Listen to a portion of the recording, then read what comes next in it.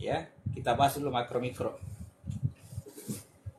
Al-Quran itu, perhatikan, Al-Quran terbagi dua ya. Pembahasan Al-Quran yang kita baca itu terbagi dua, kan begitu ya. Oke, jelas ya. Yang pertama makro, ini hanya istilah ya. Makro itu alam semesta global, alam semesta. Makro alam semesta. Oke, kelihatan ya. Ya. Jadi Al-Qur'an membahas alam semesta secara global, keseluruhan, global. Itu makro. Dan yang kedua mikro. Alam mikro itu adalah diri manusia. Diri manusia. Oke. Makronya alam semesta global. Mikronya adalah diri manusia. Itu kalau kita membaca Al-Quran seperti itu. Jadi dia menjelaskan tentang langit, bumi, gunung-gunung dan sebagainya, cerita tentang alam semesta. Nah, lalu kemudian ada juga ya menceritakan tentang diri kita secara pribadi. Kita lihat dulu bahwa ternyata apa yang Allah tunjukkan secara global pada alam semesta ini ya, itu ada kaitannya dengan penciptaan diri manusia. Ya, namun ya kita harus memikirkan ya. Kita harus memikirkannya. Kalau tidak memikirkannya ya akan terlewat begitu saja. Kita mulai baca dulu surat ke-40 ayat 57. Coba dilihat Al-Qur'annya, surat 40 ayat 57. Sungguh penciptaan langit dan bumi itu lebih besar daripada penciptaan manusia. Akan tetapi kebanyakan manusia tidak mengetahui. Ya, penciptaan langit dan bumi lebih besar daripada penciptaan manusia. Penciptaan langit dan bumi alam semesta lebih besar daripada penciptaannya manusia. Nah, ini kalau kita tanyakan ini kepada semua orang dengan pertanyaan, betulkah penciptaan alam semesta itu lebih besar daripada penciptaannya diri manusia? Begitu cara kita memikirkan, menganalisa. Ya, seharusnya ini manusia lebih banyak yang tahu daripada yang tidak tahu. Ya. Kalau setiap orang memiliki pikiran yang cerdas, yang melihat keadaan yang sebenarnya, dia pasti membenarkan bahwasanya penciptaan alam semesta itu lebih besar daripada penciptaannya diri manusia. Ya kan? Nah, yang menjadi pertanyaan di ayat itu, kenapa Allah katakan kebanyakan manusia tidak mengetahui? Seharusnya kebanyakan manusia ya lebih tahu lah. Lebih banyak manusia yang tahu dibandingkan yang tidak tahu. Kalau seperti ini tidak mungkin Allah salah. Ya. Tidak mungkin ini tidak benar. Pasti benar. Pasti perkataan Allah ini benar, bahwa kebanyakan manusia tidak mengetahui. Oke. Pertanyaannya, apanya yang tidak diketahui? Kenapa lebih banyak yang tidak mengetahui daripada yang tahu? Seharusnya menurut faktanya kebanyakan orang tahu. Ya, begitu caranya menganalisa ayat. Ada apa ini? Ada apa dengan ayat ini? Apanya yang kita tidak tahu? Kebanyakan manusia tidak mengetahui. Oke? rupanya setelah kita mengkaji, mempelajari seluruh ayat-ayat Al-Quran, saya bahasakan seperti itu. Nanti sudah mempelajari seluruh ayat-ayat Al-Quran, baru bisa dipahami, baru bisa diketahui bahwasanya alam semesta ini identik.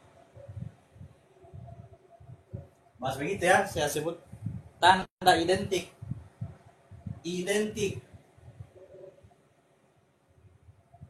Identik itu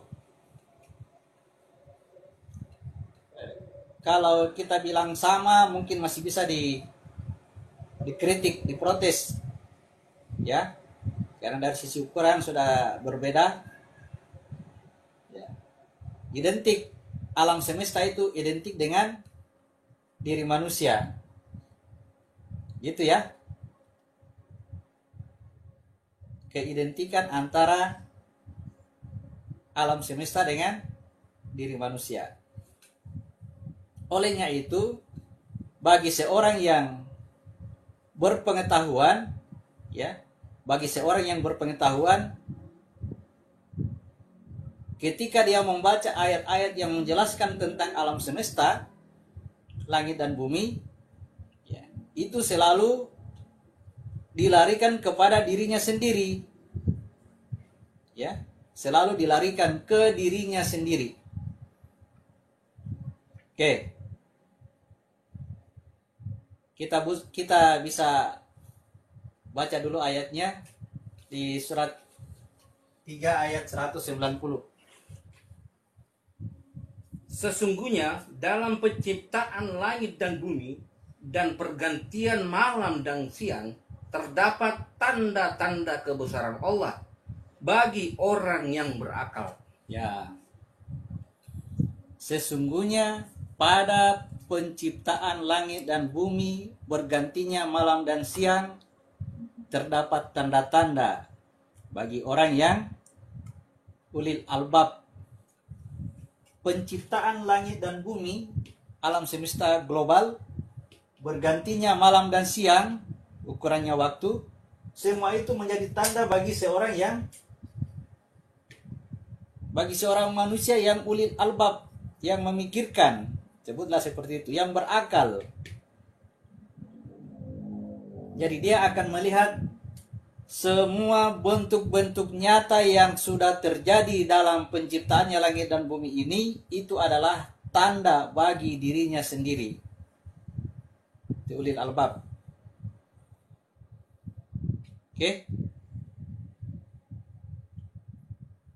Jadi apapun yang terjadi kalau sudah bentuknya nyata, ya, yang namanya tanda itu sudah kelihatan, sudah bisa didengar, sudah bisa dilihat, ya.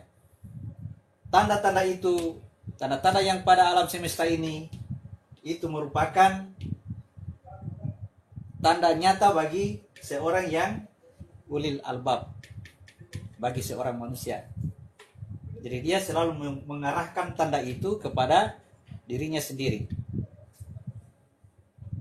Sehingga ya pola berpikirnya akan berbeda ketika orang lain sibuk memperdebatkan tentang adanya kemunculan tanda-tanda yang sudah tercipta di muka bumi ini, mereka perdebatkan tentang kebenarannya.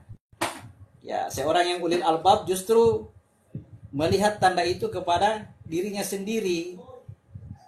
Ya. Dia melihat kepada dirinya sendiri. Oke. Mari kita lihat cara berpikirnya seorang ulil albab.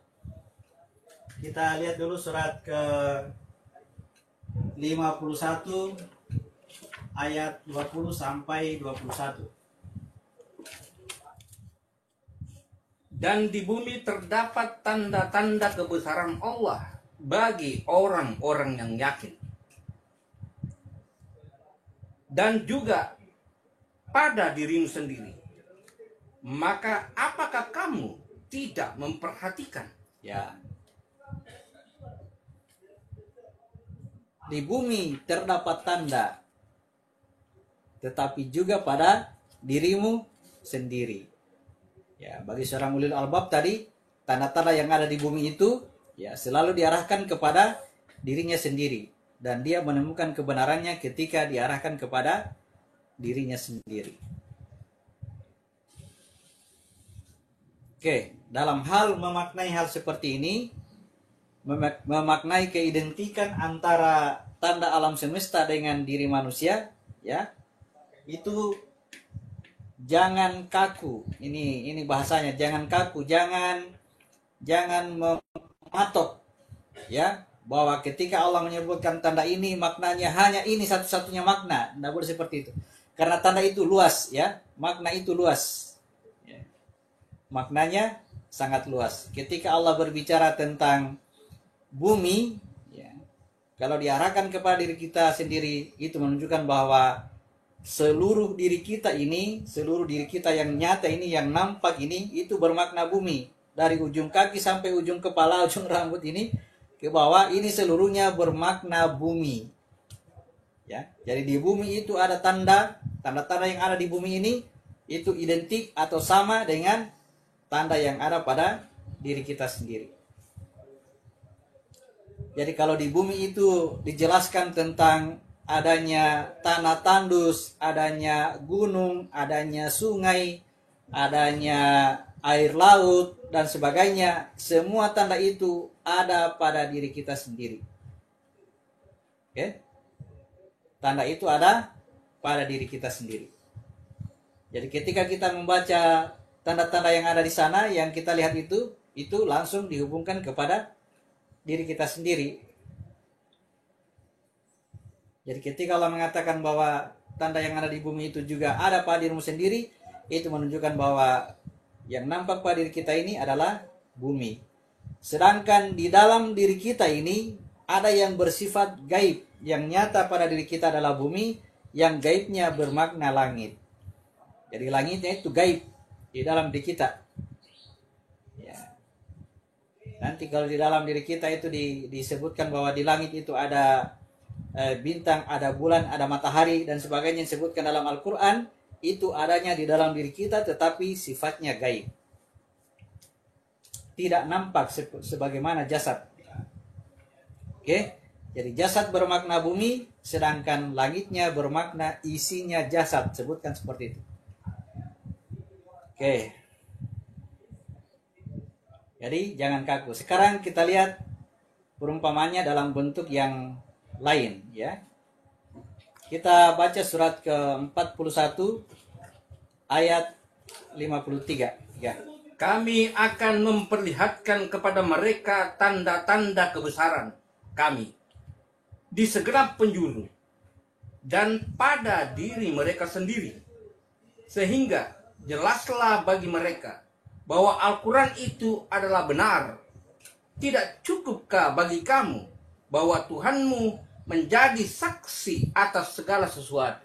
Ya, jadi pada ayat ini disebutkan bahwa tanda-tanda di segenap ufuk, tanda-tanda di segenap penjuru alam semesta. Nah, kalau ini kita maknai bahwa seluruh alam semesta itu adalah diri kita sendiri.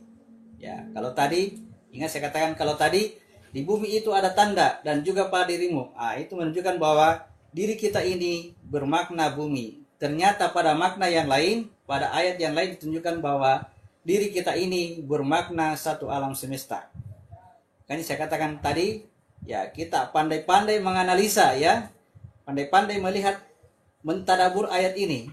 Ya, ketika dia mengatakan bahwa Allah akan memperlihatkan tanda di segenap ufuk, itu menunjukkan bahwa seluruh jasad kita ini bermakna satu alam semesta. Oke?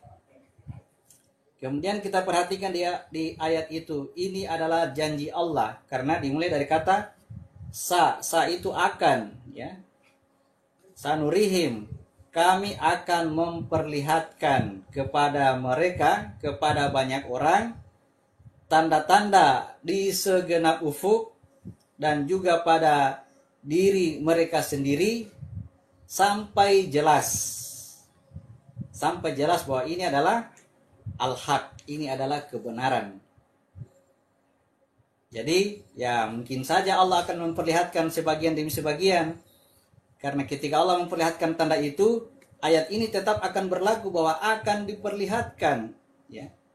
Kemudian suatu ketika Allah perlihatkan lagi suatu tanda, ayat ini tetap berlaku, akan diperlihatkan sampai jelas bagi mereka bahwa itu adalah al-haq. Olehnya itu, berdasarkan ayat ini maka sebaiknya kita tidak membuat kesimpulan. Jangan membuat kesimpulan terhadap tanda yang sudah kita pahami, ya. Karena kesimpulannya adalah tibanya al-haq, kita diperlihatkan tentang al-haq itu. Kalau al-haq diperlihatkan, berarti kita sudah diperlihatkan secara keseluruhan. Ya, kalau sudah diperlihatkan secara keseluruhan, berarti kita pasti memahami Al-Quran. Ya, selama itu belum dipahami, maka ya kita akan terjebak pada pembahasan ayat kemarin tentang ayat mutasyabihat, bahwa ketika kita mengambil sebagian dari ayat-ayat mutasyabihat, itu bisa menimbulkan fitnah. Ya. Jadi kita harus mengambil secara keseluruhan sebagaimana orang-orang yang berilmu. Ya, warasikhuna fil ilmi yaquluna amanna bi kullu min indi rabbina.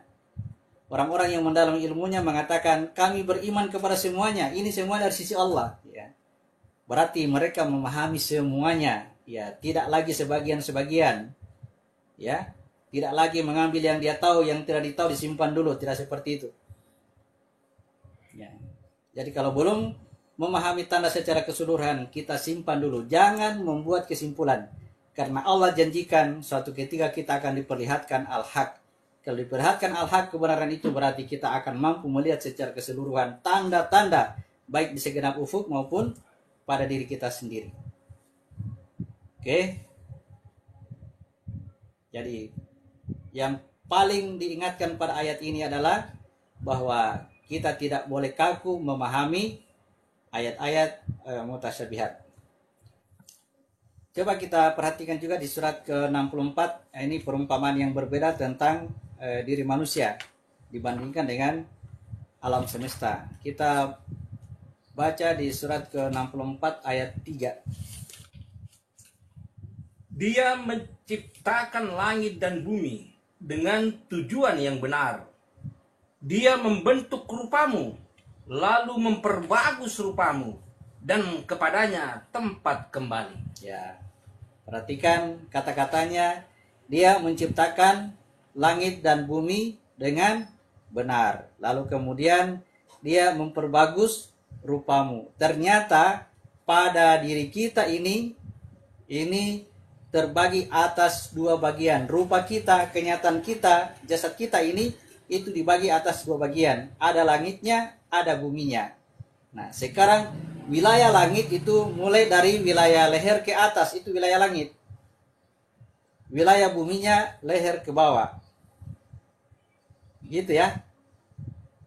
Jadi tadi kalau dikatakan seluruh jasad adalah bermakna bumi, betul.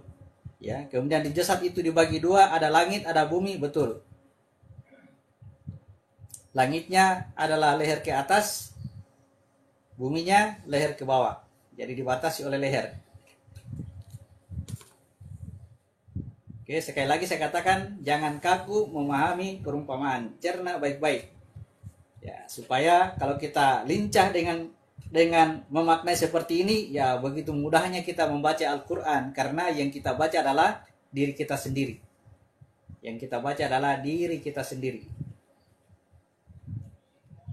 Oke, kita baca ayat 4-nya. Surat 64 ayat 4. Dia mengetahui apa yang ada di langit dan di bumi, dan mengetahui apa yang kamu rahasiakan dan apa yang kamu nyatakan. Ya, dia mengetahui yang di langit dan di bumi. Dia mengetahui yang kamu rahasiakan dan yang kamu nyatakan. Itu berarti bahwa yang nyata ini bermakna bumi, yang tidak nyata, yang rahasia dalam diri kita bermakna langit. Apa manfaat? Apa manfaatnya ketika mengetahui makro dan mikro? Buat apa sih kita belajar tentang makro dan mikro? Pentingnya memahami makro dan mikro, bahwa perumpamaan yang ada di dalam Al-Quran itu yang menjelaskan tentang langit, bumi, dan gunung-gunung, sungai, dan sebagainya, ternyata adalah diri kita sendiri. Ya, kita baca surat ke-30 ayat 8. Dan mengapa mereka tidak memikirkan tentang kejadian diri mereka? Allah tidak menciptakan langit dan bumi dan apa yang ada di antara keduanya, melainkan dengan tujuan yang benar dan dalam waktu yang ditentukan. Dan sesungguhnya banyak di antara manusia benar-benar mengingkari pertemuan dengan Tuhannya. Ya, alam semesta adalah diri kita sendiri. Oke. Jadi tanda-tanda yang ada di alam semesta adalah tanda pada diri kita sendiri. Ketika kita sudah memahami ini, ya, apa hubungannya dengan pertemuan dengan Tuhan? Ya, karena setelah Allah katakan Allah sudah menciptakan langit dan bumi dengan benar, ya, lalu kemudian kebanyakan di antara manusia ingkar akan pertemuan dengan Tuhannya. Kenapa seperti itu? Karena Allah sudah membuka jalan. Allah sebenarnya membuka jalan bagi kita untuk melakukan perjumpaan atau pertemuan dengan Tuhan dengan menggunakan fasilitas yang sudah kita miliki sendiri. Ya. Fasilitas yang kita miliki. Diulang ayatnya di surat apa ya? Ayat tentang apa tadi? Surat ke-30 ayat 8. Dan mengapa mereka tidak memikirkan tentang kejadian diri mereka? Allah tidak menciptakan langit dan bumi dan apa yang ada di antara keduanya, melainkan dengan tujuan yang benar dan dalam waktu yang ditentukan. Dan sesungguhnya banyak di antara manusia benar-benar mengingkari pertemuan dengan Tuhannya. Ya. Jadi dia memberikan kemudahan bagi kita supaya kita tidak lagi ingkar terhadap pertemuan dengan Tuhan, supaya kita meyakini bahwa pertemuan dengan Tuhan itu adalah benar, maka Tuhan memberikan jalan bahwasanya Allah sudah menciptakan langit dan bumi dan apa yang ada di antara keduanya, ya. Tetapi ingat bahwa penciptaan langit dan bumi dan apa yang ada di antara keduanya itu yang dimaksudkan itu adalah diri kita sendiri, ya. Jadi jalan untuk bisa melakukan perjumpaan dengan Tuhan itu adanya pada diri kita sendiri. Ya. Tidak ada jalan kalau kita keluar dari diri kita, tidak ada jalan. Jalan itu adanya pada diri kita sendiri. Oke, bisa dipahami sampai di situ ya.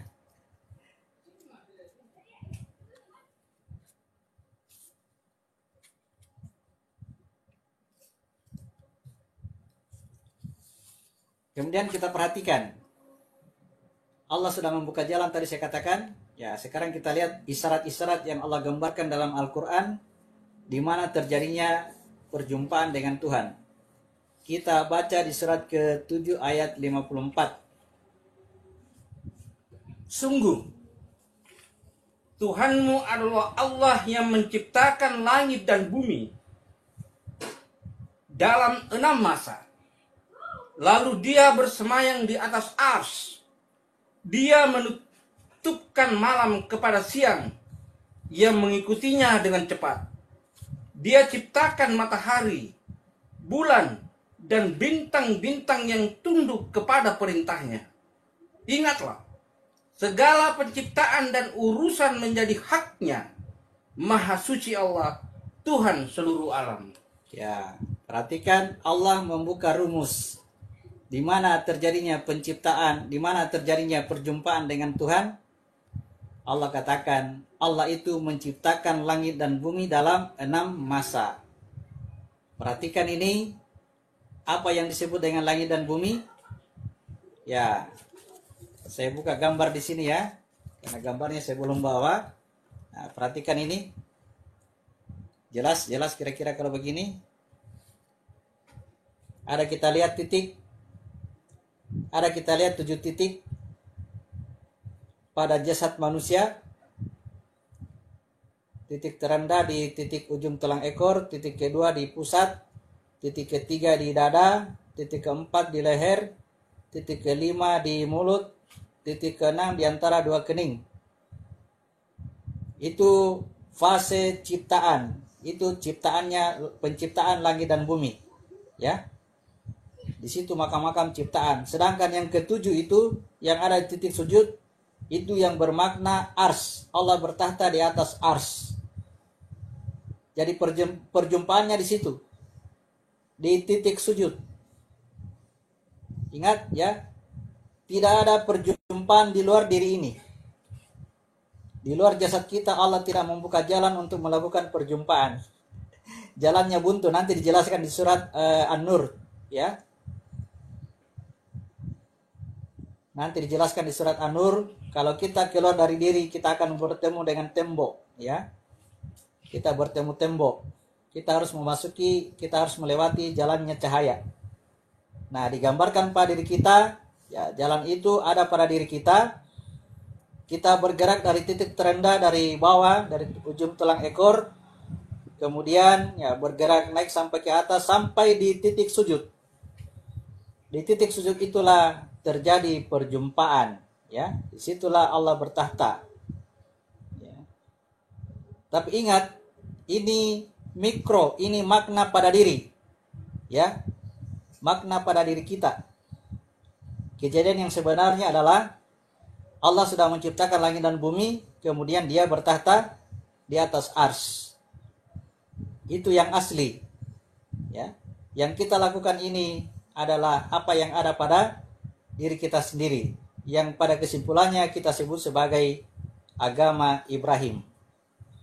Kalau agama Ibrahimnya benar, maka Muhammadnya akan diperjalankan sesuai dengan perjalanannya Ibrahim. Ya, cukup dulu sampai di situ. Sebagai apa ya? Sebagai ulasan awal. Oke. Jadi Lilik tadi sudah terjawab pertanyaannya. Jadi tidak ada perjalanan yang lain kecuali ya menelusuri diri kita sendiri. Jadi jangan belajar untuk ilmu keluar diri, terpancar cahaya keluar, itu tidak tepat, ya. Tidak tepat. Ya. Nanti saya ya, kenapa saya katakan tidak tepat? Nanti saya jelaskan melalui penjelasan tentang ini cahaya. Tentang cahaya yang keluar dari sumber cahaya, ya. Sampai masuk kepada diri kita di sini. Jadi kalau kita keluar diri, kita akan kita akan tabrak tembok ini. Dibuatkan tembok untuk bisa mencapai sana ini yang sumber api. Ya, tidak ada jalan lain kecuali kita kembali ke diri kita, kemudian menelusuri cahaya, masuk ke dalam sumber cahaya.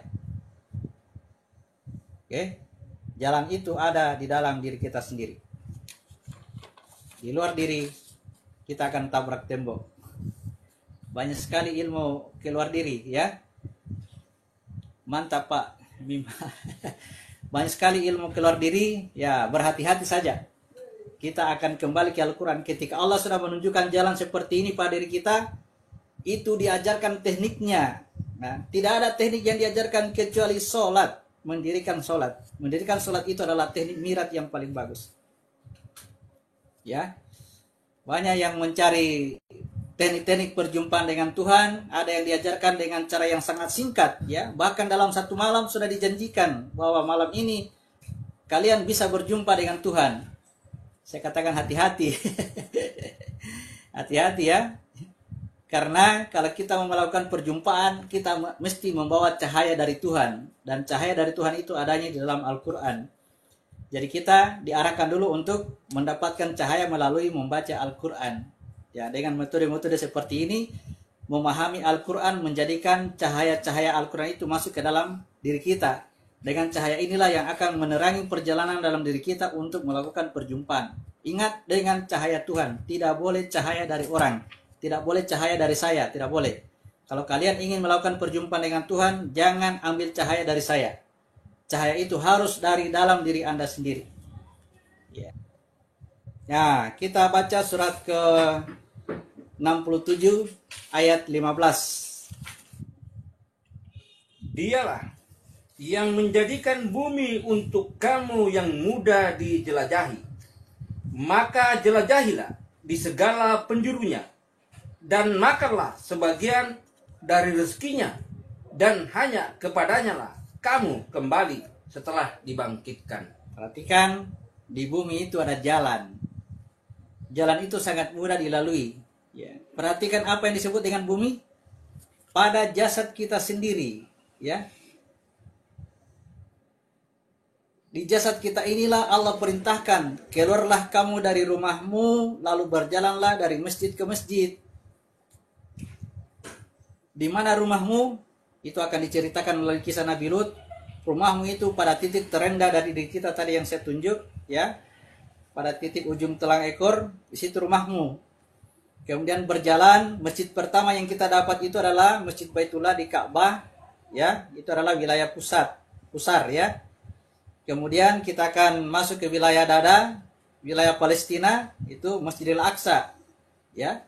Dari Masjidil Aqsa kemudian menembus 7 ruas tulang leher atau disebut dengan 7 lapis langit. Ya.